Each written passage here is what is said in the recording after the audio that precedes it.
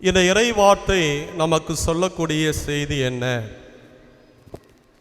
ஆண்டவர் இயேசுவினுடைய அளவிட முடியாத அந்த அன்பின் ஆழம், அகலம், நீளம், அதை ஆழமாக சிந்தித்து அவருடைய அன்பின் ஒளியில் நமது அன்பு வாழ்க்கை எப்படிப்பட்டதாக இருக்கிறது என்று யதார்த்தமாக, பெரிய இறையியல் கருத்துக்களை அல்ல, யதார்த்த வாழ்வில் நம்முடைய அன்பு வாழ்வு எவ்வாறு இருக்கிறது என்பதை சீர்தூக்கி பார்க்க உங்கள் ஒவ்வொருவரையும் நான் அழைக்கிறேன்.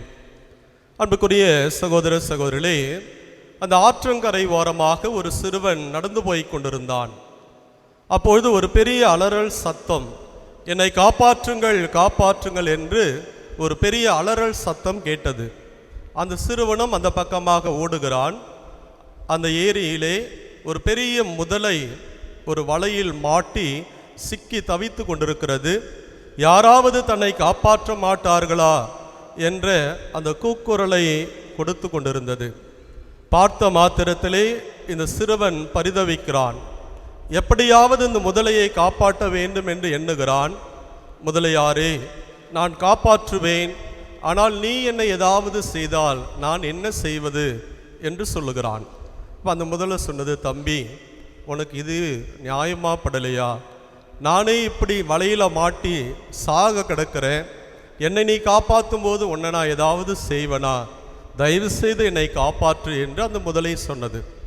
சரி என்று சொல்லி அந்த சிறுவன் ஆற்றங்கரைக்குள் இறங்கி அந்த வலையிலே மாட்டிக்கொண்டிருந்த அந்த முதலையினுடைய அந்த தலையில் இருந்த அந்த வலையை ஒவ்வொன்றாக வெட்டி கொண்டிருந்தான். கொஞ்ச நேரத்திலேயே அந்த முதலையினுடைய தலை வலையை விட்டு வெளியே வந்தது. பற்றென்று பாய்ந்து அந்த சிறுவனுடைய காலை கவி பிடித்து கொண்டது. உடனடியாக அந்த சிறுவன் சொன்னான், முதலியாரே, இது என்ன நியாயம்? இதுதான் உலகமா? உன்னை நம்பிதானே நான் என்னை விடுவித்தேன், ஆனால் நீ என்னை பற்றென்று என் காலை பிடித்து கொண்டாயே என்று சொன்னபோது அந்த முதலை சொன்னது, முதல கண்ணி பற்றி உனக்கு தெரியாதா? நான் சொன்னதான், எனக்கு பசி கொடுமை, நீ மாட்டின, அதால் தான் உன்னை பட்டென்று நான் கவி பிடித்து கொண்டேன், இப்பொழுது உன்னை நான் விழுங்கி சாப்பிட போகிறேன் என்று சொன்னது. அந்த சிறுவன் அங்கலாய்த்தான். இது என்ன உலகம்? இதுதான் நியாயமா என்று முதலையை பார்த்து கேட்கிற பொழுது, ஆமையா, இதான் நியாயம், இதுதான் சுயநலம் மிகுந்த இந்த உலகம், இதுதான் யதார்த்தம் என்று அந்த முதலை அந்த சிறுவனை பார்த்து சொன்னது. அவனால் அதை ஏற்றுக்கொள்ள முடியவில்லை. யாராவது தனக்கு சரியான பதில் கொடுப்பார்களா என்று சுற்றி பார்க்கிறான். மரத்தின் உச்சியிலே பறவைகள் கூடு கட்டி மகிழ்ந்து அங்கே அமர்ந்து கொண்டிருக்கிறது. பறவைகளை பார்த்து கேட்கிறான், பறவைகளே, இந்த முதலை சொல்வதுதான் உலகமா? நன்றி இல்லையா? சுயநலந்தான் வாழ்க்கையா என்று கேட்கிற பொழுது அந்த பறவைகள் எல்லாம் சொன்னாங்க, ஆமாம், அவன் சொல்கிறதுல என்ன தப்பு? அதான் சரி.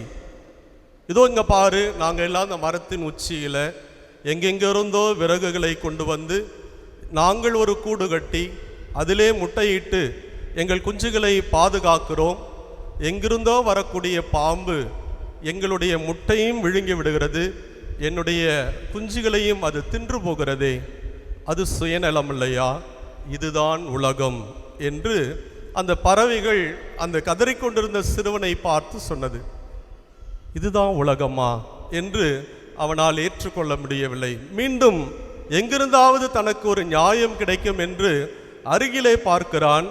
ஒரு கழுதை மேய்ந்து கொண்டிருக்கிறது. கழுதையாரே, இந்த முதலையும் பறவைகளும் சொல்வது உன் காதில் விழவில்லையா?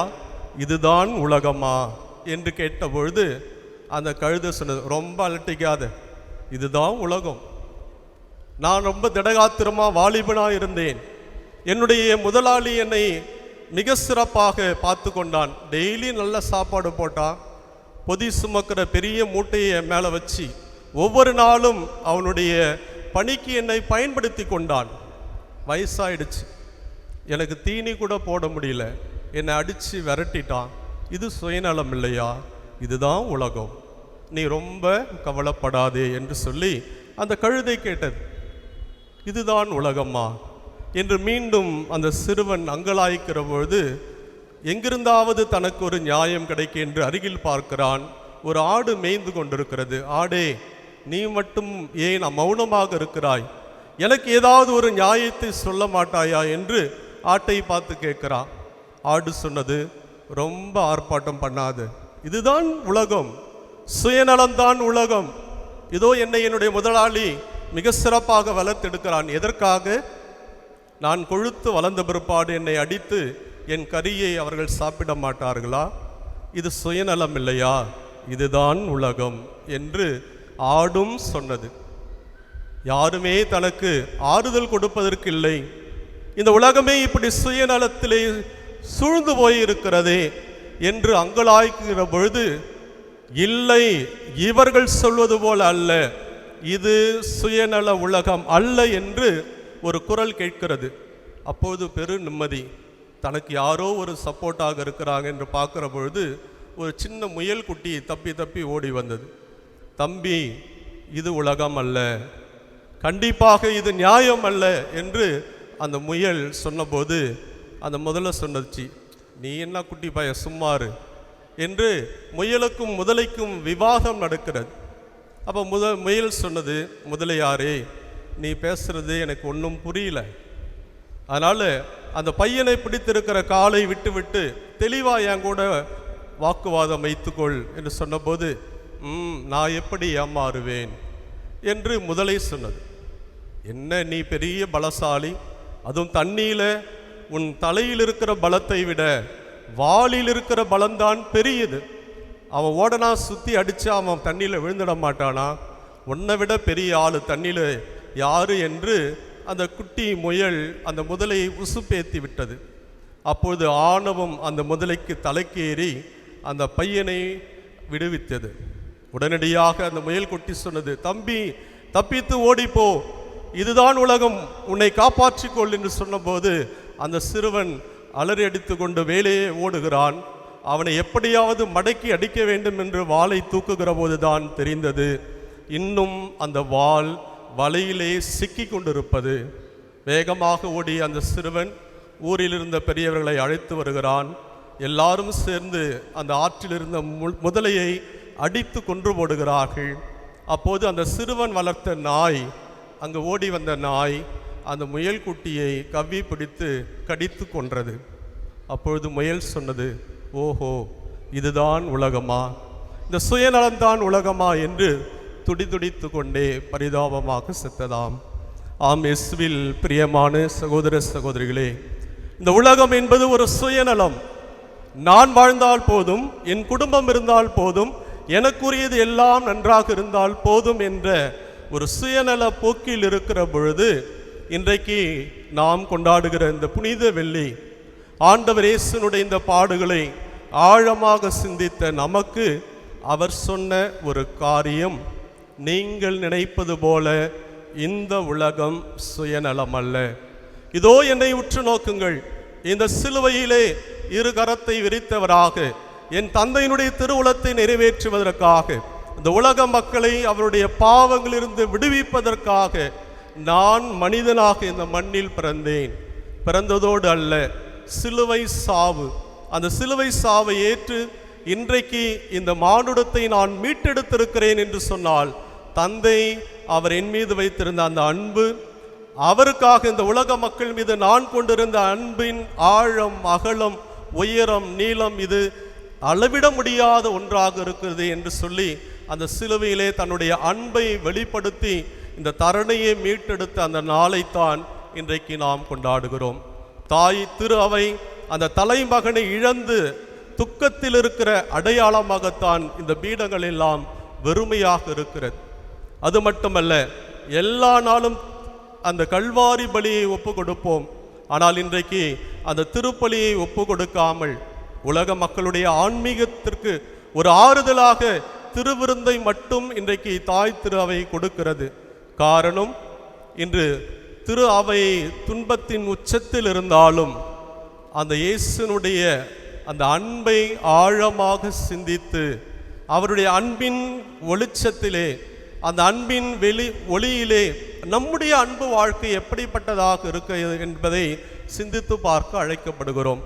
இன்றைக்கு வாசிக்க கேட்ட எல்லா இறை வார்த்தைகளும் எப்படி தன்னை முழுமையாக கையளித்தார். துன்புறுகிற அந்த ஊழியன், சிலுவை சாவு, கசையடி, வசைமொழி, பல்வேறு விதமான துன்பங்கள், இதெல்லாம் எதற்காக ஏற்றுக்கொண்டார்? தந்தையினுடைய திருவுளத்தை நிறைவேற்றவும் இந்த தரணியிலே வாழ்கிற மக்களை மீட்டெடுக்கவும் தான். தொடக்கத்திலே அந்த மரத்தினால் வந்த பாவம் இந்த சிலுவை மரத்தால் மீட்டெடுக்கப்பட வேண்டும் என்பதுதான் தந்தையினுடைய திருவுளம் என்பதை அறிந்தவராக அதற்காக தன்னை முழுமையாக கையளித்த நிகழ்வை மிக சிறப்பாக இந்த பாடுகளின் பாதையிலே நாம் சிந்தித்தோம், தியானித்தோம். நாம் கேட்டது போல இந்த சுயநலமிக்க அந்த உலகில் இன்றைக்கு குடும்பங்களில் எத்தனை தாய்மார்கள், எத்தனை தந்தைமார்கள் தங்களை முழுவதுமாக அர்ப்பணித்திருக்கிறார்கள். தந்தையை போல, இயேசுவை போல எல்லா சூழ்நிலையிலும் தன்னை மதிக்காத கணவர் மத்தியிலே எல்லாவற்றையும் பொறுத்து கொண்டு குடும்ப வாழ்க்கையை வாழ்கிற மனைவிமார்கள், தாய்மார்கள் இன்றைக்கு இல்லையா? அதே போல இந்த குடும்பத்துக்காக தன்னையே கரைத்தொள்ளக்கூடிய தந்தைகள் இந்த உலகத்திலே ஏராளமாகத்தான் இருக்க செய்கிறார்கள். ஒவ்வொரு நாளும் பல பிரச்சனைகள், புரிந்து கொள்ள முடியாத பிள்ளைகள், இதன் மத்தியிலே பிள்ளைகளை எல்லாம் அனுசரித்து கொண்டு செல்லக்கூடிய பெற்றோர்களும் இருக்கத்தான் செய்கிறார்கள். அப்படி இருக்கிற அந்த குடும்ப வாழ்க்கையிலும் கூட பல நேரத்திலே இந்த சுயநலம் தலைவிரித்தாடி கொண்டிருக்கிறது என்பது மறுக்க முடியாத நிதர்சன உண்மையாக இருக்கிறது. இயேசுவை போல நம்மை முழுமையாக அர்ப்பணிக்கிற அந்த வாழ்க்கையில் பல நேரத்திலே யார் எக்கேடு கெட்டால் என்ன, நான் நன்றாக இருந்தால் போதும், என் குடும்பம் மட்டும் நன்றாக இருந்தால் போதும், என்னை சார்ந்த எல்லாரும் சுமூகமாக வாழ்ந்தால் போதும் என்ற அந்த சுயநலத்தில் மூழ்குகிற பொழுது நாம் கேட்ட அந்த கதையிலே வந்த எல்லா மிருகங்களும் சொன்னது போல அந்த சிறுவன் பரிதாபத்தோடு இதுதான் உலகமா என்ற ஒரு கேள்வி எழுப்பது போல நாமும் எழுப்பலாம். அன்பார்ந்தவர்களே, நமக்கு அந்த குட்டி முயலை போல ஆறுதல் சொல்ல ஆண்டவர் இருக்கிறார். என் மகனே, மகளே, நீ நினைப்பது போல இந்த உலகம் சுயநலம் அல்ல. என்னுடைய சாயலிலும் பாவனையிலும் படைக்கப்பட்ட எத்தனையோ மனிதர்கள் என்னை போல என் அன்பை ஒவ்வொரு நாளும் பகிர்ந்து கொண்டுதான் வாழ்கிறார்கள்.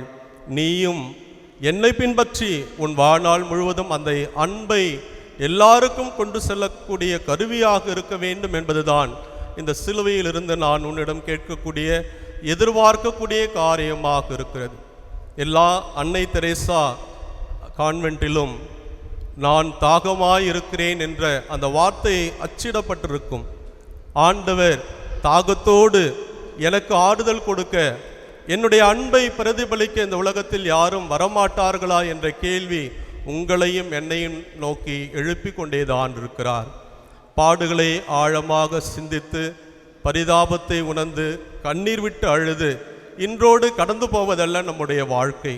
ஒவ்வொரு நாளும் அவர் காட்டிய அந்த அன்பை நாம் வாழ்வாக்கி நம்முடைய வாழ்க்கையில் நமக்கு துரோகம் செய்தவர்களாக இருந்தாலும் சரி, நம்மை புரிந்து கொள்ளாத குடும்பத்தாராக இருந்தாலும் சரி, எல்லாரையும் அனுசரித்து அவர்களை மன்னித்து ஏற்றுக்கொள்கிற போதுதான் அந்த இயேசுனுடைய அன்பு நம் வாழ்வில் அர்த்தம் பெறுகிறது என்பதை உணர்ந்தவர்களாக எல்லாரையும் மன்னித்து அந்த அன்பை கொண்டு செல்லக்கூடிய கருவிகளாக இருக்க தொடர்ந்து ஜெபிப்போம்.